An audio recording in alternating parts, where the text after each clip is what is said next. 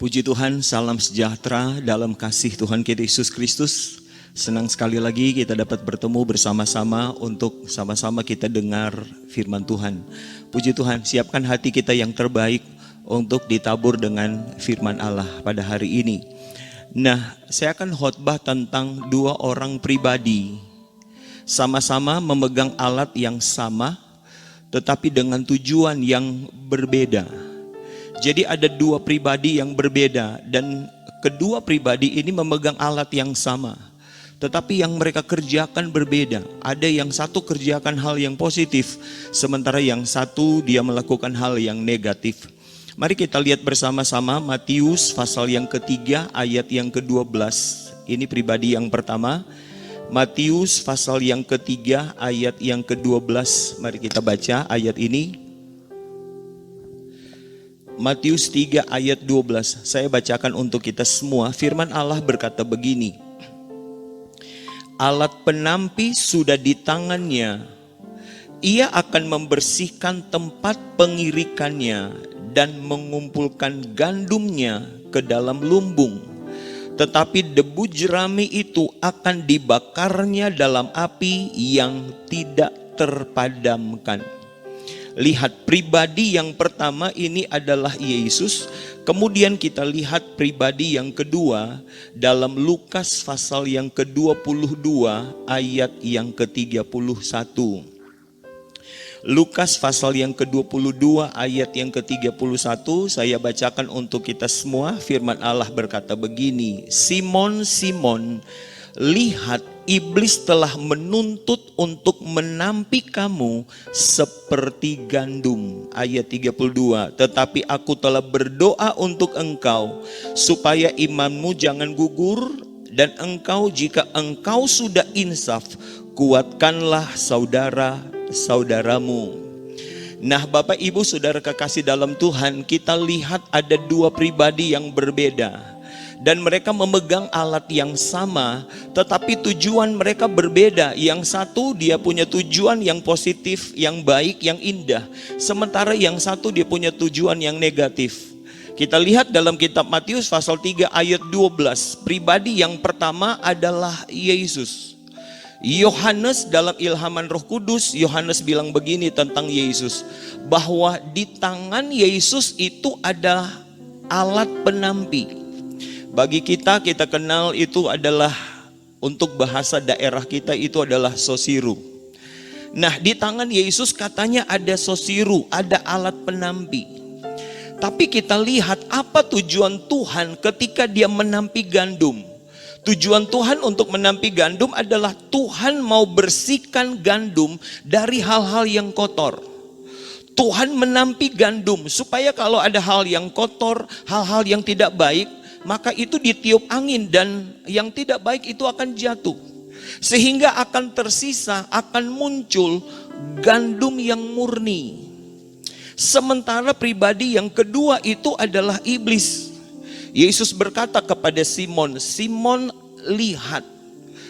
Nah, dari mata jasmani Simon tidak bisa lihat iblis, tapi Yesus bisa lihat di alam roh. Yesus bilang begini kepada Simon, Simon, lihat, iblis lagi menampi engkau untuk apa? Untuk menggugurkan imanmu. Lihat dua hal yang berbeda. Yesus di tangannya ada alat penampi. Tujuannya adalah apa? Untuk membersihkan gandum dari semua kotoran. Tetapi iblis di tangannya ada penampi adalah dia mau tampi gandum dengan tujuannya untuk menjatuhkan gandum. Bapak Ibu Saudara kekasih dalam Tuhan Yesus Kristus, renungan firman Allah pada hari ini kita akan lihat dua pribadi ini. Kita lihat pribadi yang pertama, Yesus. Yesus di tangannya, di alam roh dia ada penampi dan dia lagi tampi kita. Dia lagi tapis kita. Tujuan Tuhan untuk apa? Untuk membersihkan kita. Kita tahu kalau alat penampi itu lagi dipakai oleh seorang penampi, maka ada saat dia goyang, ada saat dia lempar, kemudian angin bertiup. Ketika angin bertiup, gandum karena dia berisi, gandum itu akan tetap jatuh di tempat alat penampi. Tapi semua yang kotor, semua hal-hal yang tidak berguna itu akan ditiup oleh angin. akan jatuh.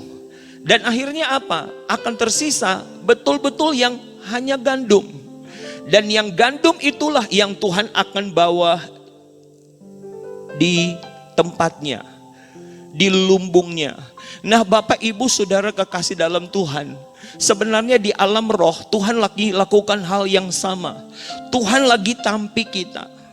Dan cara penampian Tuhan adalah dia lagi lempar kita, dia lagi goncang kita. Tapi tujuan Tuhan itu indah, tujuan Tuhan itu mulia. Tuhan rindu untuk bersihkan kita dari hal-hal yang tidak berkenan kepada Tuhan. Saya berikan contoh untuk kita semua. Mungkin ada di antara kita dalam kesetiaan kita kepada Tuhan, tapi kita rasa ada goncangan-goncangan dalam hidup kita. Di tengah kesetiaan Tuhan izinkan ada goncangan, mungkin goncangan pada pekerjaan mereka. Saya ingat ada teman saya, saudara kekasih dalam Tuhan, karena dia sangat setia dengan Tuhan, dia rajin ibadah, rajin doa, puasa, dia begitu setia melayani, maka Tuhan promosikan dia dengan satu jabatan. Dia dapat satu jabatan, dia dapat satu pekerjaan yang luar biasa. Tapi ketika Tuhan percayakan pekerjaan itu, dia masuk kantor pagi dan dia harus pulang malam. Dia sudah kehilangan begitu banyak hal-hal yang rohani. Biasa dia punya waktu untuk doa, dia punya waktu untuk puasa, tapi karena kesibukan pekerjaan, dia telah kehilangan waktu itu. Biasa dia punya waktu dengan Tuhan, tapi dia mulai kehilangan waktu dengan Tuhan. Nah, Tuhan sangat mengasihi teman saya. Maka yang Tuhan lakukan adalah Tuhan mulai goncang pekerjaannya. Satu waktu saudara-saudara dia kehilangan pekerjaan. Ketika dia kehilangan jabatan dalam pekerjaannya, kecewa dia. Dia cerita pada istrinya, saya ada di situ, dia bilang, masa Tuhan, saya lagi menikmati pekerjaan saya lagi kerja dengan sungguh-sungguh, tapi Tuhan izinkan saya kehilangan satu jabatan yang sebenarnya dia sangat suka sekali dengan jabatan itu. Tapi saudara-saudara, waktu dia kehilangan pekerjaan, akhirnya dia mulai kembali ke cintanya yang mula-mula. Dulu ketika dia sibuk dengan jabatannya, dia mulai kehilangan doa. Sekarang dia mulai punya waktu untuk berdoa. Sekarang dia mulai punya waktu untuk berpuasa. Dulu karena kesibukan jabatannya, dia tidak punya waktu lagi untuk ibadah rayon, ibadah wadah dan lain-lain. Tapi ketika Tuhan goncang dia dan dia kehilangan jabatannya, sekarang dia punya begitu banyak waktu untuk datang di ibadah rayon, datang di ibadah wadah. Saudara lihat, ada saat bagi daging itu tidak enak. Tapi goncangan Tuhan itu adalah untuk membawa keuntungan pada kita. Membawa hal-hal positif. Ketika dia kembali ke cinta mula-mula, dia mulai setia lagi dengan Tuhan. Akhirnya Tuhan percayakan kembali dia satu jabatan yang lebih dari jabatan sebelumnya. Tapi pelajaran waktu yang lalu, itu jadi pelajaran yang berharga. Ketika Tuhan percayakan dia jabatan yang baru, dia tidak akan tinggalkan Tuhan lagi. Dia sudah punya jabatan baru, tapi dia tetap punya waktu yang indah dengan Tuhan. Dia sudah punya jabatan yang baru, dia dipromosi dengan jabatan yang lebih hebat dari yang lalu, tetapi dia tetap punya waktu dengan Tuhan. Dia tetap punya waktu beribadah kepada Tuhan. Dia punya waktu tetap untuk doa dan puasa. Tuhan begitu, yang Tuhan kerjakan dalam hidup kita. Ada saat Tuhan izinkan kegoncangan itu jadi dalam hidup kita. Dia kayak lagi menampik kita. Tapi tampian Tuhan itu tujuannya adalah mulia. Dia mau bersihkan kita dari hal-hal yang tidak berkenan kepadanya. Mungkin ada di antara kita, baik pemuda, remaja, bapak, ibu, saudara lagi mengalami kegoncangan. Ada mungkin di antara jemaat yang lagi goyang usahanya. Selama ini kita sudah sandarkan pengharapan kita kepada usaha, pada usaha kita, tapi sekarang usaha kita lagi goncang. Ketika Tuhan mengizinkan itu, sebenarnya apa tujuan Tuhan? Tuhan mau bawa kita supaya harapan kita bukan kepada usaha, harapan kita bukan pada berkat, tapi harapan kita kepada Tuhan, sumber dari berkat. Ada saat kita sudah begitu sibuk kerja, begitu sibuk dengan begitu banyak aktivitas, banyak kali kita lupa Tuhan. Dan Tuhan punya cara. Ada saat dia goncang kita dengan apa? Dengan penyakit. Ketika kita sakit, kita tertidur di atas ranjang. Kita banyak kali komplain Tuhan, Tuhan saya lagi kerja, sekarang saya sakit, lihat saya terbaring di atas ranjang. Pahamilah, ketahuilah kalau itu atas izin Tuhan. Di saat kita terbaring di atas ranjang, itu kesempatan bagi kita untuk mulai membangun hubungan pribadi lagi dengan Tuhan. Itu tujuan Tuhan. Ada saat kita terbaring di atas ranjang, itu kesempatan bagi kita untuk apa? Tuhan mau supaya kita punya saat-saat teduh dengan Dia. Tuhan mau supaya kita punya waktu untuk kembali baca Alkitab, renungkan firman Allah dan lakukan firman itu. Jadi kegoncangan-kegoncangan, kalau itu atas izin Tuhan, percayalah selalu itu efeknya baik. Kalau Tuhan izinkan satu masalah yang terjadi dalam hidup kita, percayalah jangan pernah komplain Tuhan. Tapi bersyukur ketika itu jadi dalam hidup kita, mari sama-sama kita introspeksi diri. Kita mulai lihat, mungkin ada hal yang kurang dalam hidup kita. Dan Tuhan mau itu bertambah-tambah dalam hidup kita. Jadi cara yang pertama yang Tuhan lakukan adalah Dia akan coba goncang apa saja dalam hidup kita. Tujuannya adalah supaya kita bersih. Dan lihat cara Tuhan menampi yang kedua. Kalau kita baca dalam Yohanes pasal yang ke-15. Yohanes pasal 15 ayat yang ketiga. Yohanes pasal 15 ayat yang ketiga, firman Allah berkata begini. Kamu memang sudah bersih karena firman yang telah kukatakan kepadamu. Salah satu cara Tuhan untuk membersihkan kita adalah firman yang diperkatakan. Jadi saudara-saudara, ketika firman disampaikan, ketika khotbah disampaikan, buka hati kita lebar-lebar. Kemudian apakah khotbah itu keras kayak menggoncang hidup kita? Apakah khotbah itu kayak pedang yang membelah hidup kita? Apakah khotbah kayak godam yang menghancurkan hidup kita? Pahamilah bahwa tujuan firman Allah disampaikan pada kita adalah untuk membersihkan kita. Mungkin ada bagian-bagian kita yang tidak baik, maka ada saat firman Allah itu bagaikan godam. Dia mau hancurkan bagian-bagian yang tidak baik. Tujuannya apa? Supaya kita bersih. Ada saat firman Allah itu datang bagaikan pedang. Dia mau pisahkan dari hal-hal yang tidak berkenan dan hal-hal yang berkenan. Itu sebabnya setiap firman Allah disampaikan, buka hati lebar-lebar dan terima firman Allah itu. Dan pahamilah, salah satu tujuan dari firman Allah adalah untuk membersihkan kita.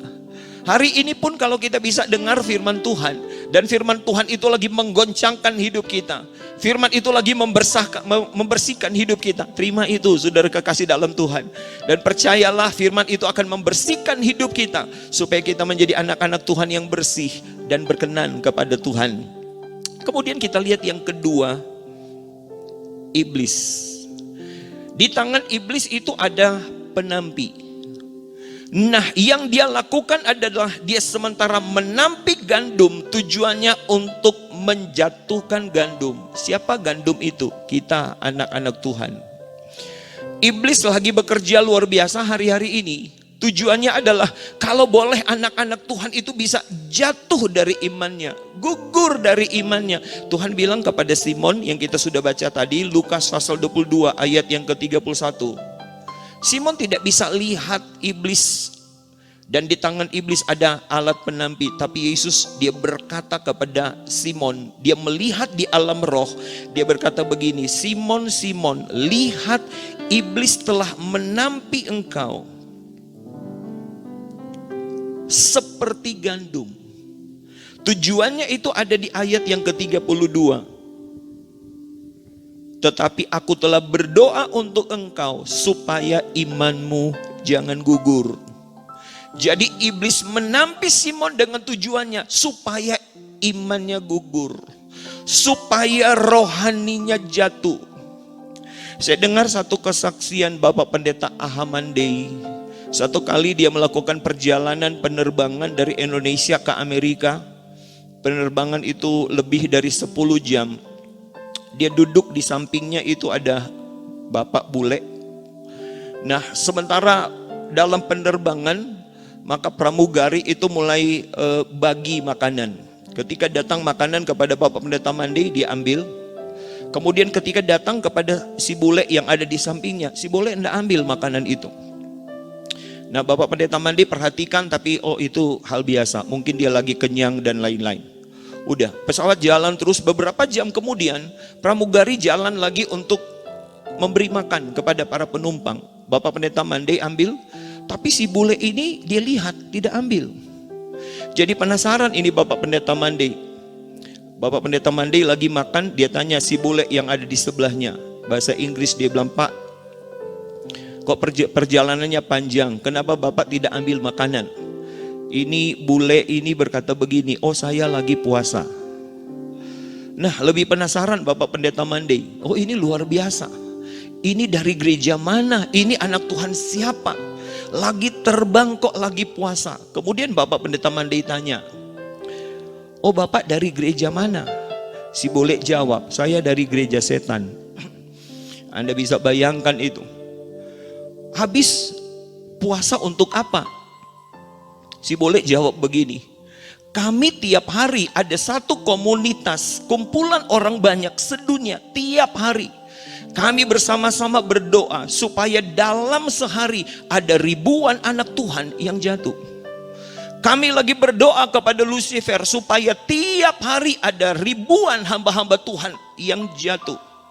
Kami lagi berdoa supaya tiap hari ada ribuan keluarga-keluarga Kristen yang jatuh." Anda lihat ada satu komunitas gereja setan yang bersatu sedunia. Tiap hari ada kelompok-kelompok doa. Apakah mereka ada di rumah, apakah mereka ada di tempat pekerjaan, sekalipun ada di pesawat, mereka lagi doa dan puasa, memohon kepada Allah mereka, yaitu Lucifer. Kalau boleh tiap hari ada ribuan anak Tuhan yang jatuh. Kalau boleh ada ribuan pendeta-pendeta hamba-hamba Tuhan yang jatuh. Kalau boleh ada ribuan keluarga-keluarga Kristen yang hancur. Saudara-saudara, ini satu tantangan besar bagi kita anak-anak Tuhan. Sebab tiap hari ada komunitas yang lagi meminta kepada Lucifer. Itu sebabnya mungkin Lucifer, si iblis ini lagi begitu semangat bekerja untuk menjatuhkan begitu banyak anak Tuhan. Karena ada begitu banyak, ribuan tiap hari lagi memohon kepadanya. Kalau boleh ada begitu banyak anak Tuhan yang jatuh. Hari-hari ini kita perlu waspada. Sebab hari-hari ini iblis lagi kerja luar biasa. Di tangannya ada alat penampi. Dan dia lagi goyang alat penampi itu. Untuk apa? Menjatuhkan gandum anak-anak Tuhan. Itu sebabnya firman Allah untuk kita hari ini. Mari bertahan. Goncangan itu akan datang. Tapi kita tetap ada di dalam Tuhan. Bisa bilang amin? Nah saudara kekasih dalam Tuhan Yesus Kristus. Di dalam Alkitab ada 3 peristiwa berbicara tentang kejatuhan. Peristiwa yang pertama, Alkitab menulis di sorga itu ada 12 maha malaikat. Jadi ada begitu banyak malaikat, tetapi ada 12 pemimpin dari malaikat. Nah dari 12 pemimpin malaikat itu, 1 malaikat jatuh. Namanya adalah Lucifer. Dia jatuh dengan dosa apa? Dia jatuh dengan dosa kedudukan. Dia jatuh dengan dosa tahta. Dia jatuh dengan dosa kesombongan. Hati-hati dengan dosa ini. Dosa ini tidak kentara, tapi dosa ini dia punya dampak yang mengerikan. Lucifer, dia dalam pemakaian Tuhan. Muncul keinginan di hatinya, dia ingin duduk di tahta Tuhan supaya dia disembah. Dia ingin merampas tahta. Dia ingin mengejar kedudukan. Saudara-saudara, hari-hari ini coba kita perhatikan. Banyak orang lagi melakukan begitu banyak hal. Tujuannya apa? Supaya dia dapat kedudukan. Ada orang-orang untuk naik, dia cungkel yang di atas. Sambil dia cungkel yang di atas supaya yang di atas jatuh, dia injak yang di bawah supaya dia bisa naik. Itu tidak Alkitabiah. Tuhan mengajar pada kita, kalau kita lihat dalam Alkitab, dalam Matius pasal yang ke-23. Matius pasal yang ke-23. Mari kita baca bersama-sama Matius pasal yang ke-23. Itu ada di ayat yang ke-11 dan ayat yang ke-12. Matius pasal yang ke-23. ayat yang ke-11 dan 12. Firman Allah berkata begini, ayat 11, Matius 23. Barang siapa terbesar di antara kamu, hendaklah ia menjadi pelayanmu. Ayat 12, dan barang siapa meninggikan diri, ia akan direndahkan. Barang siapa merendahkan diri, ia akan ditinggikan. Tuhan kasih rumus begini, kalau engkau ingin jadi besar, maka jadilah pelayan. Tuhan ingin menghancurkan pikiran-pikiran dari orang-orang yang ingin jadi besar, ingin jadi utama, ingin jadi pertama. Tuhan mau hancurkan keinginan dari orang-orang yang ingin jadi utama, jadi pertama, jadi pemimpin. Tuhan bilang begini, kalau engkau ingin jadi besar, hendaklah engkau jadi pelayan. Tuhan mau kembalikan pikiran hati dari para murid adalah, kalau engkau mau jadi orang yang besar, orang yang dipakai Tuhan, panggilanmu adalah melayani. Saudara-saudara, bagi saya jangan berpikir untuk jadi besar. Bagi saya jangan berpikir bagaimana untuk jadi pemimpin dan memimpin orang lain. Bagi saya, mari mulai dengan cara Alkitabiah, melayani. Melayani, milikilah hati hamba, melayani saja. Dan saya percaya kalau kita melayani dalam kesetiaan, Tuhan punya waktu dan cara yang tepat untuk angkat kita. Bukan kita yang angkat diri kita, bukan kita yang membesarkan diri kita, tapi Tuhan yang bawa kita ke posisi itu. Dan saya percaya kalau Tuhan yang angkat, satu tangan Tuhan yang angkat, sekalipun mau dijatuhkan oleh 1000 tangan, tidak bisa jatuh. Sebab tangan Tuhan itu terlalu kuat. Begitu juga ayat yang ke-12. Bagaimana cara untuk ditinggikan? Merendahkan. Merendahkan diri, merendahkan hati. Hati kita jadi rendah, menganggap orang lain itu lebih. Ketika hati kita rendah, kita memiliki hati hamba, Tuhan punya cara untuk bawa kita ke posisi. Kalau Tuhan bawa kita ke posisi yang lebih tinggi, dan kita sudah terbiasa dengan hati hamba, kita tidak akan pernah jadi sombong. Kita tidak akan pernah menjadi seorang pemimpin yang otoriter. Jangan kiranya kita memiliki roh Lucifer yang berusaha mengejar satu kedudukan demi kepentingan diri sendiri. Cungkel yang di atas, injak yang di bawah, supaya saya bisa naik. Jangan ada di pikiran kita untuk merebut tahta. Jangan ada di pikiran kita untuk mendapat satu kedudukan. Tapi yang ada di dalam hidup kita adalah, mari belajar rendah hati dan belajar melayani. Kalaupun Tuhan izinkan untuk naik, biar nama Tuhan yang dipermuliakan. Nah, kemudian kita lihat kejatuhan yang kedua. Ada 12 anak Yakub. Dari 12 anak Yakub, satu anak Yakub jatuh. Namanya adalah Ruben. Kalau kita baca dalam 1 Tawarikh pasal 5 ayat yang pertama, 1 Tawarikh pasal yang kelima, mari kita lihat bersama-sama 1 Tawarikh pasal 5 ayat yang pertama. Ayat ini berbicara tentang Ruben. 1 Tawarikh 5 ayat yang pertama. Firman Allah berkata begini, anak-anak Ruben, anak sulung Israel, dialah anak sulung. Tetapi karena ia telah melanggar kesucian petiduran ayahnya, maka hak kesulungannya diberikan kepada keturunan dari Yusuf anak Israel juga, sekalipun tidak tercatat dalam silsilah sebagai anak sulung. Lihat, kejatuhan yang kedua adalah kejatuhan salah satu dari 12 anak Yakub. Yang jatuh itu adalah Ruben. Dosa apa yang membuat dia dari orang pilihan dan dia jatuh dari posisi dia punya hak kesulungan, sekarang dia kehilangan hak kesulungan? Dosa apa itu? Dosa seks. Saudara-saudara, hati-hati dengan dosa ini. Kita perlu waspada dengan dosa ini. Seks itu adalah anugerah Tuhan. Tuhan ciptakan manusia Adam dan Hawa, dan dia berikan anugerah seks.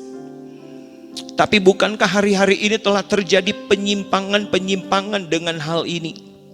Sekarang lagi marak di mana-mana LGBT, lesbian, gay, bisex, transgender. Sekarang lagi marak. Sekarang ada gereja-gereja yang mulai terjadi di mana-mana, mulai memberkati pasangan sesama jenis. Laki-laki menikah dengan laki-laki, perempuan menikah dengan perempuan. Ini penyimpangan Alkitab. Ada gereja yang mulai memberkati ini, padahal Tuhan ciptakan satu laki-laki dan Tuhan ciptakan satu perempuan. Kemudian Tuhan jodohkan mereka berdua. Tuhanlah yang berinisiatif bangun mereka dalam satu rumah tangga dan melahirkan keturunan-keturunan ilahi. Tapi sekarang mulai ada penyimpangan-penyimpangan, saudara-saudara. Laki-laki menikah dengan laki-laki, perempuan menikah dengan perempuan. Bahkan ada bisex, melakukan hubungan seks berpindah-pindah, saudara-saudara. Melakukan hubungan seks berganti-gantian. Saya mau bilang pada saudara-saudara, kalau Anda anak-anak muda yang mendengar firman Allah ini, belajar dari muda hidup kudus. Belajar dari muda hidup benar. Seks itu anugerah Tuhan, tapi itu bisa dilakukan ketika masuk dalam rumah tangga. Kita lihat akibat dari dosa ini. Ruben karena dia jatuh dengan dosa ini, dia kehilangan hak kesulungan. Hak kesulungan itu adalah berkat dua kali ganda. Berkat dua kali ganda adalah dia terima berkat melampaui berkat dari orang lain. Kita ketika kita jadi anak Tuhan, maka kita menjadi anak sulung di mata Tuhan. Dan Tuhan sudah persiapkan pada kita berkat dua kali ganda. Berkat dua kali ganda itu apa? Ketika hujan awal itu adalah hujan Roh Kudus di kamar loteng. Itu adalah hujan mula-mula, pencurahan Roh Kudus mula-mula. Tapi nanti di gereja akhir zaman Roh Kudus akan dicurahkan dua kali ganda.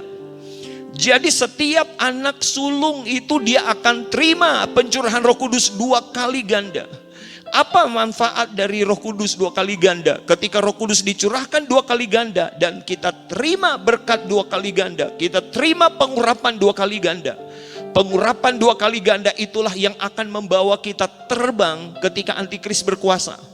Pengurapan dua kali ganda, Roh Kudus dua kali ganda, itu adalah sayap yang akan bawa kita terbang. Itu sebabnya dengar baik-baik.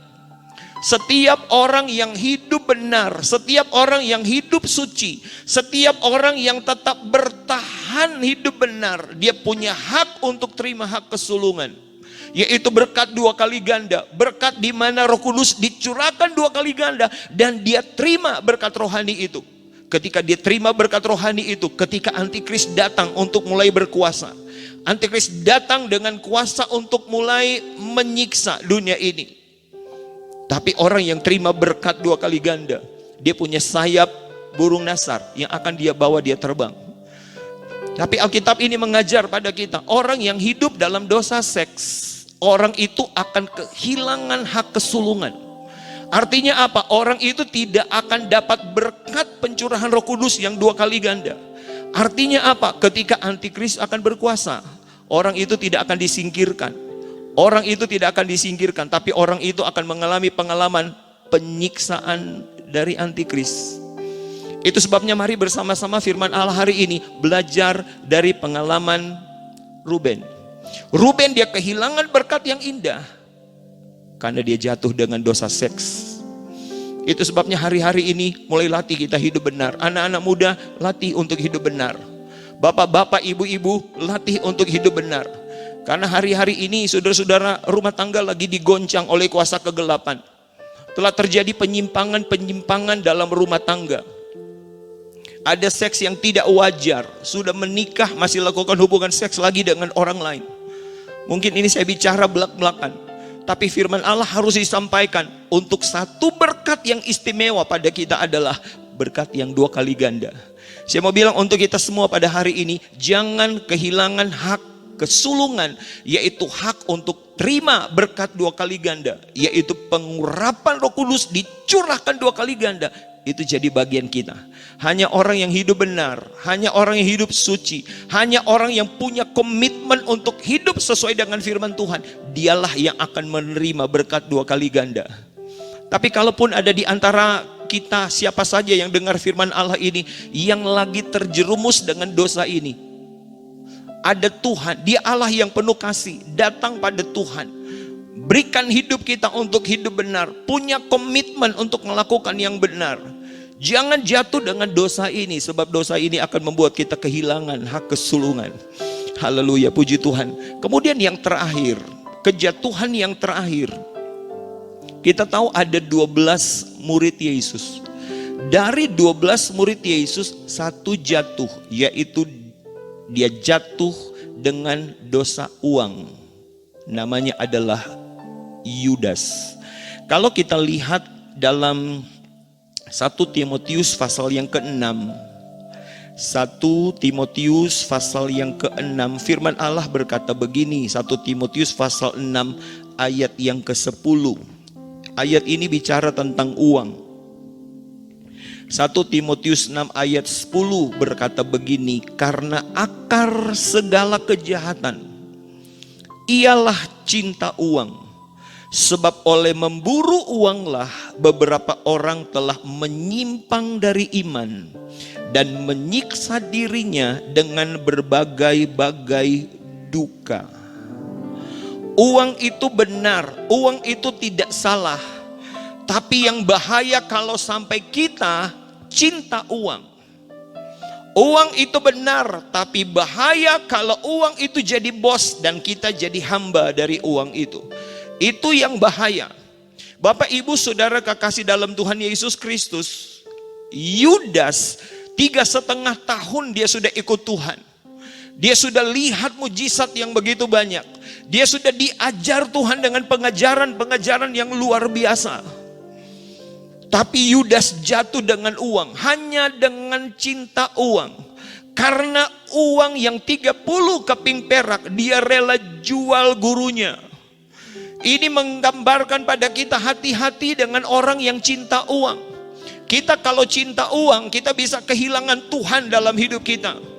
Kita kalau terlalu cinta uang, saudara kekasih dalam Tuhan, Tuhan itu bisa hilang dalam hidup kita. Kita bisa kehilangan Tuhan. Uang itu benar, tapi jangan sampai kita cinta uang. Bahasa asli dia pakai kata pileo. Pileo itu adalah cinta persahabatan. Sudah mengikat persahabatan dengan uang. Tidak bisa dipisahkan oleh uang.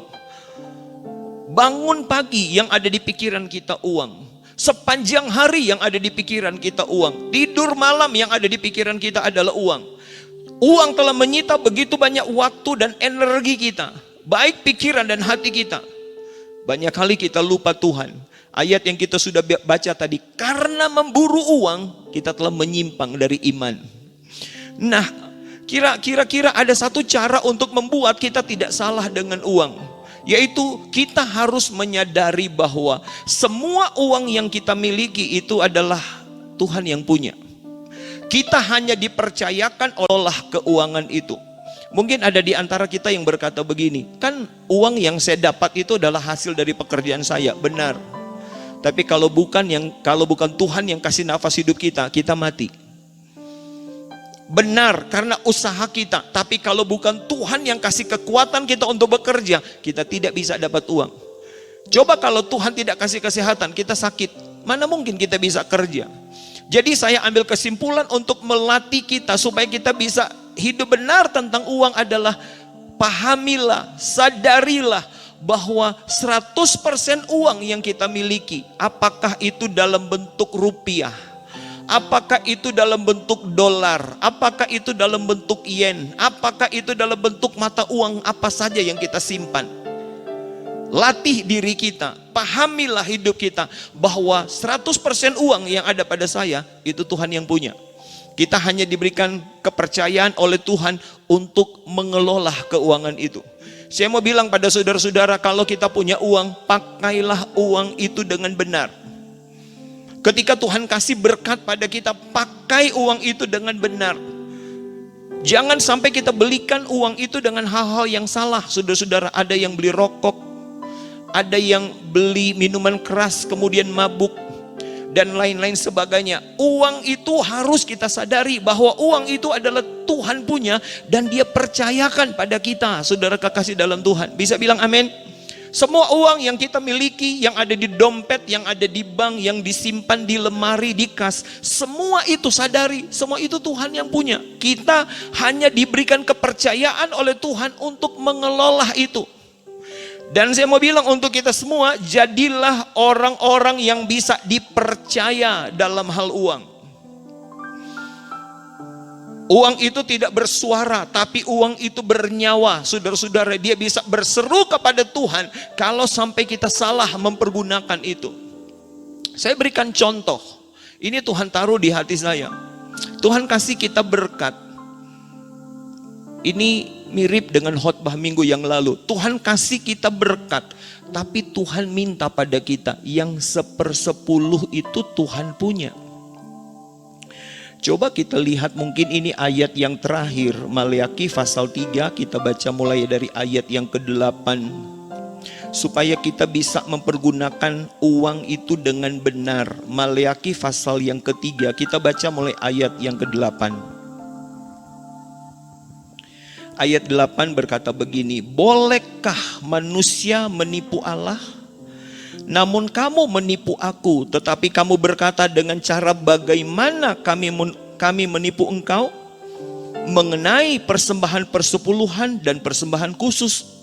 Lihat ayat 9. Kamu telah kena kutuk, tetapi kamu masih menipu aku. Ya, kamu seluruh bangsa. Ayat 10, bawalah seluruh persembahan persepuluhan itu ke dalam rumah perbendaharaan, supaya ada persiapan makanan di rumahku. Dan ujilah aku, firman Tuhan semesta alam, apakah aku tidak membukakan bagimu tingkap-tingkap langit dan mencurahkan berkat kepadamu sampai berlimpah. Kalau kita belajar tentang orang Israel itu sangat tekun dengan Taurat. Dan Taurat itu mengajar pada kita. Kalau kita di gereja perjanjian baru diajar hanya 1/10, 1 kali 1/10. Tapi kalau kita belajar orang Israel mereka bayar perpuluhan 3 kali. Jadi ada perpuluhan pertama, ada perpuluhan kedua, ada perpuluhan ketiga. Bagaimana Tuhan begitu ketat mengajar mereka tentang uang, tentang berkat. Tapi dalam kitab Maleakhi, orang Israel tidak lagi jujur dengan hal keuangan.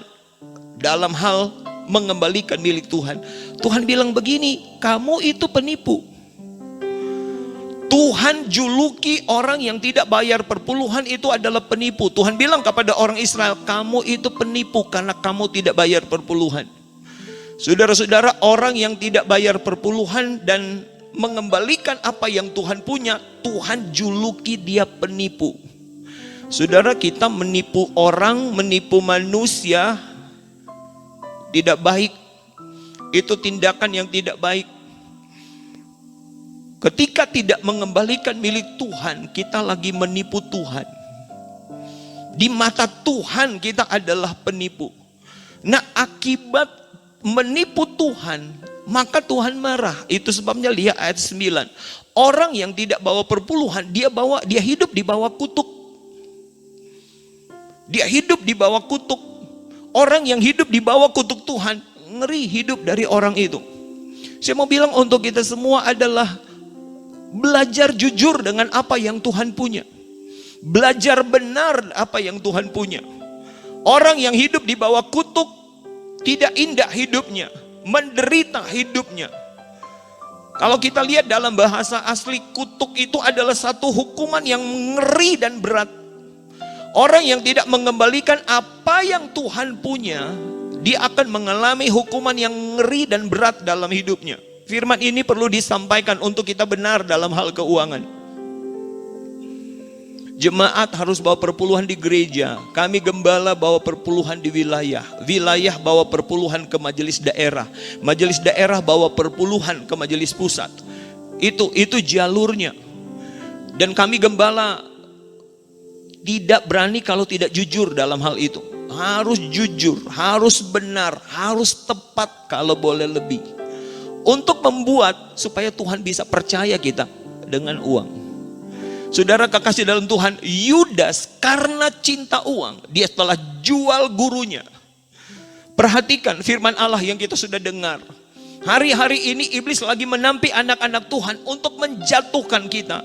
Dan hari ini saya khotbah tentang 3 kejatuhan. Yang pertama, jatuh karena sombong. Orang sombong itu akan direndahkan oleh Tuhan. Dan yang kedua, jatuh karena dosa seks. ada pada posisi memiliki hak kesulungan, tapi karena dosa ini dia jatuh dari posisi hak kesulungan, dia kehilangan hak kesulungan, yaitu hak terima berkat 2 kali ganda. Dan kejatuhan yang ketiga adalah kejatuhan dalam hal uang. Menjadi doa saya, doa kita bersama, kiranya strategi iblis untuk menjatuhkan kita dengan 3 dosa ini, Tuhan akan tolong kita supaya kita kuat menjadi anak-anak Tuhan yang rendah hati, menjadi anak-anak Tuhan yang hidup kudus, dan menjadi anak-anak Tuhan yang hidup benar tentang mengelola apa yang Tuhan punya. Tuhan tolong kita semua, Tuhan berkati kita semua. Kiranya kita akan bertumbuh dalam pengenalan akan Tuhan. Kasih karunia Tuhan makin melimpah atas hidup kita. Hidup kita makin bersih, makin berkenan kepada Tuhan. Sehingga kita menjadi jemaat yang tidak bercacat celah, tapi jemaat yang benar. Dan ketika Tuhan datang, kita menjadi mempelai Kristus yang suci dan kudus, berkenan dan berlayak untuk menikah dengan Dia. Puji Tuhan, Tuhan memberkati kita semua. Kalau Tuhan lagi bersihkan kita dengan firman-Nya, kalau Tuhan lagi bersihkan kita dengan goncangan-goncangannya, percayalah tujuan Tuhan supaya kita bersih.